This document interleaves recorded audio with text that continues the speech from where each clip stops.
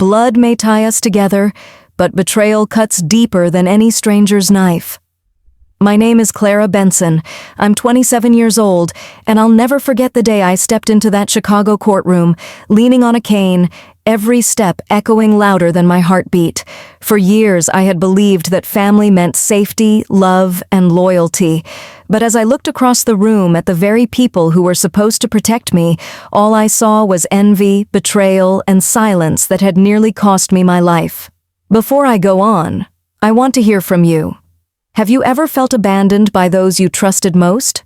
Share your story in the comments below, because stories like this aren't just mine. They belong to all of us who've tasted the bitter truth that family doesn't always mean protection. And if you feel this story resonates, don't forget to subscribe. Your support keeps these untold voices alive. It all began just 3 months earlier. I had just secured a $12 million healthcare contract for an algorithm I built from scratch, a breakthrough that could detect heart disease years before traditional scans. For a girl who grew up in the shadows of a golden older brother, this was more than money. It was validation, proof that I was finally enough. I walked into my family's home with a smile, ready to share the news, ready to finally make them proud. But instead of joy, I was met with a silence so sharp it pierced the room. My brother's eyes hardened, and his lips curled into a smirk that told me something darker was at play. He had always been the chosen one, the pride of our parents, while I fought for scraps of attention. This time, he didn't just dismiss me. He set out to erase me. That night, an argument at the top of the staircase turned into something more sinister. His shove wasn't just anger, it was a choice, one that sent me tumbling down 12 wooden steps into darkness. When I woke 2 weeks later in a hospital bed, dazed and broken, the nurse's words sliced deeper than my injuries. "No one from your family came. They said you brought this on yourself." At that moment, I realized I wasn't just abandoned, I was erased. The days after I woke up blurred into one another. My leg throbbed with every shift, my head felt heavy, but nothing hurt more than the silence from those who should have been at my side. Every time the hospital door creaked open, I prayed it would be my parents, but it was always just a nurse, adjusting machines, whispering polite words before leaving me alone again. One morning, however, the door opened and he walked in, a man in his 30s, sharp suit, eyes scanning the room like he already knew the truth. He introduced himself as Attorney Michael Grant, sent by a concerned colleague at my company who hadn't heard from me in weeks. He placed a thick folder on my lap, his tone steady but grim. "Clara," he said, his voice low, "these are court documents declaring you mentally unfit to manage your own affairs. Your signature is on them, but I know you never signed this." I froze, staring at the unfamiliar scribbles that claimed to be mine. My stomach twisted as he turned another page. A legal transfer of my $12 million contract, granting full authority to my brother. My hands shook as I traced the forged signature. It was more than theft. It was erasure on paper. Michael leaned closer. "Someone is manipulating your medical records, exaggerating your coma to justify these filings. If we don't fight back now, you'll lose everything. Your work, your freedom, even your identity." The words lit a fire in me. Until that moment I had felt powerless, abandoned in a sterile room with only my thoughts for company. But now there was proof. Proof that my fall down the stairs wasn't just violence, it was strategy. My brother hadn't pushed me in anger, he had pushed me out of existence. The transition from despair to determination came like a current pulling me forward. I remembered his smirk when I showed him the contract, the way my parents had always praised him, defended him, excused him. Their silence after my fall was no accident. It was complicity. Later that evening, my Dr. Patel confirmed the worst. She showed me my electronic records, pointing to entries that had been tampered with, sedation extended, neurological damage exaggerated. She looked me in the eyes, her voice firm. "Clara, this wasn't a clerical mistake. Someone wanted the world to believe you'd never wake up." That sentence was the true turning point. It wasn't just betrayal anymore, it was conspiracy. With Michael on my side and Dr. Patel promising to testify, I began to see a path forward. It wouldn't be easy. I was still weak, barely able to walk, but strength wasn't only in my legs, it was in my will to fight. As the snow fell softly outside the hospital window, I clenched the folder of forged documents against my chest. My family had abandoned me, yes, but now I had allies who believed in me more than blood ever did, and with them, I was ready to take my first steps, not just out of the hospital, but toward justice. The hospital walls had begun to feel like a prison, beige corridors, endless beeping, the sterile smell of bleach that clung to my skin. But now, armed with documents, a lawyer, and a doctor who believed in me, I felt the first cracks in the walls closing around me. Against medical advice, I signed my discharge papers, limping into the icy Chicago air. The cold stung, but it was the sweetest reminder. I was alive, and I was free. Michael insisted I rest, but I couldn't. Too many nights had been stolen already. I needed answers, and I needed them from the source. My brother had left me broken at the bottom of those stairs. Now I would face him on my own terms. A week later, we arranged a meeting at a quiet cafe on State Street. I tucked a small recorder into my coat pocket, my heart hammering. As I pushed through the door, the scent of roasted coffee hit me. There he was, Aaron, my older brother, the family's pride, leaning back in his chair like a man who owned the world. He smirked as I limped toward him. "Still alive, huh?" His words dripped with mockery. I steadied myself, refusing to flinch. "Why?" I asked softly. "Why take everything from me?" He leaned forward, lowering his voice, eyes gleaming. "Because you were never meant to have it, Clara. That contract, it's mine now. You? You're nothing but a liability. I should have made sure you stayed down. The recorder in my pocket captured every venomous word. My breath caught, not from fear, but from the clarity of hearing him admit what I had always known. This was never about family. It was about power. I forced myself to play along, nodding slowly as if defeated. He chuckled, tapping his coffee cup. "Relax. With Mom and Dad backing me, there's nothing you can do. They signed off on everything." The words burned. It wasn't just Aaron. It was all of them. My own parents, who should have been by my side, had chosen to stand with him, to erase me. Back in my temporary apartment, Michael and Dr.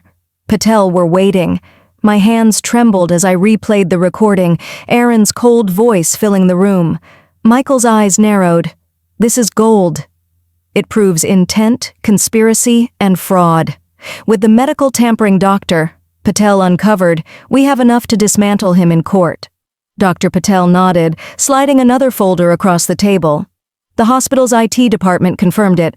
Audit trails show your brother's legal team accessed your records through an external request. They exaggerated your coma status and added false neurological notes." Her words hit like thunder. They hadn't just tried to steal my contract, they'd tried to bury my future under forged data. "They didn't just want me out of the picture," I whispered. "They wanted me erased completely." That night, staring out over the city skyline, I felt the storm inside me shift. The fear, the abandonment, the endless replay of my fall down those stairs. It all hardened into resolve. The next morning, Michael filed motions for fraud, conspiracy, and medical record tampering. Subpoenas went out to Aaron's bank, to the hospital staff, to every shadow that had touched my life while I lay in that coma. Transitioning from victim to fighter was not a sudden leap. It was a series of painful, deliberate steps. Each document, each piece of evidence, was a crutch helping me walk toward justice. And yet, the road ahead was terrifying. A civil trial would expose the family rift to the world. My parents' betrayal would no longer be whispers in my head, but testimony under oath. I knew facing them would reopen every wound. But as I looked at the recorder on the table and the folder of forged documents, I realized the truth. My wounds were no longer weaknesses. They were weapons. I wasn't just fighting for a contract anymore. I was fighting for my name, my dignity, my very right to exist beyond their lies. And this time, I wasn't alone. The day of the trial arrived with the weight of a storm. Outside, the Chicago sky was heavy and gray, as if even the weather braced for the reckoning about to unfold. I stood at the courthouse steps, my cane steady against the stone, Michael at my side, Dr. Patel just behind us. Every breath felt like fire in my lungs, but I refused to falter. This was no longer about fear, it was about truth. Inside the courtroom, the air buzzed with anticipation. My parents sat stiffly in the gallery, avoiding my eyes, while Aaron lounged in his chair like it was just another boardroom meeting. His arrogance filled the space, but today arrogance would not shield him. Michael began the proceedings with calm precision. He played the cafe recording, Aaron's voice echoing across the chamber. "That contract? It's mine now. You? You're nothing but a liability. I should have made sure you stayed down." Gasps rippled through the room. My mother's hand flew to her mouth. My father's face turned pale. Aaron shifted uneasily, for the first time breaking his practiced smirk. Transitioning seamlessly, Michael presented the audit trail Dr. Patel had uncovered timestamps showing unauthorized entries, fabricated notes painting me as permanently incapacitated. Dr. Patel herself took the stand, her voice steady as she held up charts. "These records were altered deliberately," she told the judge. "The medical evidence does not align with Clara's recovery." Someone wanted her silenced. The courtroom fell silent, the weight of her testimony pressing down on everyone present. The judge leaned forward, her eyes narrowing at the stack of falsified documents. Next came the financial records. Michael laid out the bank transfers, tens of thousands flowing from Aaron's account to a company insider who had rewritten contracts and internal memos. The emails followed, lines where Aaron bragged about taking over my work, claiming it as his own vision. Piece by piece, the conspiracy unraveled before the court. When it was his turn, Aaron stood, his voice sharp, desperate. "I was protecting the company." Clara was unstable, unfit to lead. Someone had to take charge. But the words rang hollow. The judge cut him off, her gavel striking once. "Protecting the company does not excuse conspiracy, fraud, or attempted erasure of a legal heir's rights. This is not leadership. It is calculated theft." That quote hung in the air, slicing through Aaron's defense like a blade. Then it was my turn. Limping to the witness stand, I faced not only my brother, but also my parents. My voice trembled at first, then steadied as I told the court about the night on the staircase, the weeks in a coma, and the crushing silence that followed. "They thought I would never wake," I said, my gaze fixed on Aaron. "They thought they could rewrite my life. But I am here, and I will not be erased." The room was still, every word etching itself into the record of truth. My parents lowered their eyes, unable to meet mine. For the first time in my life, their silence felt like an admission. Hours passed before the verdict, each minute stretched like a lifetime. Finally, the judge returned, her voice firm, resolute. "The evidence is overwhelming. Aaron Benson is guilty of fraud, conspiracy, and willful endangerment. He is sentenced to 6 years in federal prison. Restitution of $500,000 is ordered. The civil liability of Mr. and Mrs. Benson will be addressed in a separate judgment," the gavel struck. My brother's composure shattered. My parents slumped in their seats, reputations collapsing with the weight of their complicity. As the bailiffs moved in, I exhaled for the first time in what felt like years. The walls of betrayal that had once closed around me were gone. Justice had spoken, and I was free. The echoes of the gavel still lingered in my ears as the courtroom emptied. Aaron was led away in handcuffs, his arrogance stripped to silence. My parents remained frozen in their seats, their faces etched with disbelief, shame, and something darker, fear of the consequences they could no longer outrun. I watched them for a long moment. These were the people who had raised me, the ones I had once prayed would choose me, love me, see me. Yet now, as they avoided my eyes, I realized the truth. They hadn't just failed me. They had abandoned me when I needed them most, and in their silence, they had chosen sides. I turned to Michael, who gave a slight nod as if reading my thoughts. "You don't have to forgive them," he said quietly. "You just have to move forward." That night, I stood in my new apartment overlooking the city lights of Chicago. The skyline sparkled against the winter sky, but inside, I felt a storm of conflicting emotions: relief, sorrow, anger, and somewhere, buried beneath it all, freedom.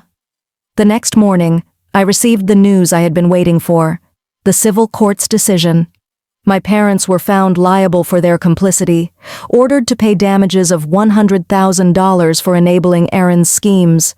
It wasn't the money that mattered, it was the acknowledgement that their silence carried a cost. "Silence in the face of betrayal is not neutrality," the judge wrote in her decision. "It is participation." Those words became another turning point for me. For years, I had wondered if my pain was invisible, if my voice would ever matter. Now, a court had spoken what my heart had always known: their silence had power, and it had harmed me. The transition from victim to survivor didn't happen overnight. It came in small steps: unpacking boxes into my new apartment, sitting at the desk where I once coded in the shadows of doubt, and finally feeling the weight lift from my chest. For the first time, I was free from chasing their approval. But I also knew I couldn't let my story end with revenge. Too many others had been silenced by family betrayal. Too many left without resources when blood turned toxic. That's when I made a decision that would shape the rest of my life. I invested part of the contract money into creating the Harper Foundation, dedicated to supporting victims of familial abuse, those who had been abandoned, manipulated, or erased by the very people who should have loved them. Legal aid, counseling, safe housing. It would be everything I had needed when I lay in that hospital bed, alone. At the launch event, standing before a small crowd of survivors, advocates, and journalists, I felt my voice steady in a way it never had before.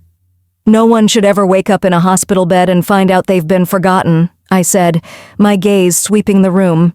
"No one should fight for justice alone. If my family's betrayal taught me anything, it's that pain can either destroy us or become the fire that lights the way for others." Applause rose, not thunderous, but warm and real. In that moment, I felt something I had never received from my family: genuine recognition. As the night ended, I stood by the window of the foundation's modest office, watching the snow fall softly against the streetlights. My parents' names were no longer chains. My brother's smirk no longer haunted me. Their downfall was not my triumph. It was simply their consequence. My triumph was standing here, alive, unbroken, and ready to turn betrayal into a legacy of hope. And for the first time in my life, I whispered to myself the words I had always longed to hear: "You are enough." Looking back, I realize my journey was never just about contracts, courtrooms, or even the betrayal that nearly destroyed me. It was about finding the courage to stand when no one stood beside me. It was about turning silence into a voice and abandonment into a new beginning. For so long, I believed my worth depended on the approval of my family, their praise, their validation, their love. But the truth is, worth is not something others grant us. It is something we carry within, even when the world tries to strip it away. Family isn't defined by blood.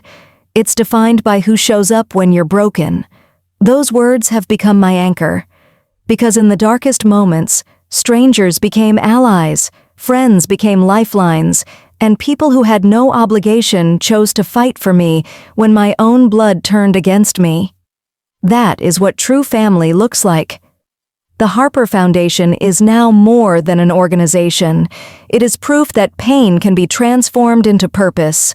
Every time I see someone walk through its doors, scared but still holding on, I am reminded that survival is not the end of the story. Healing is. And as I share this final part of my journey, I want to leave you with this. If you have ever been abandoned, betrayed, or silenced, remember, you are not defined by those who turned their backs. You are defined by the strength it takes to rise again. If my story resonated with you, share your thoughts in the comments below. You never know whose heart your words might reach. And if you want to hear more stories of resilience and justice, don't forget to subscribe. Together, we can keep turning pain into hope.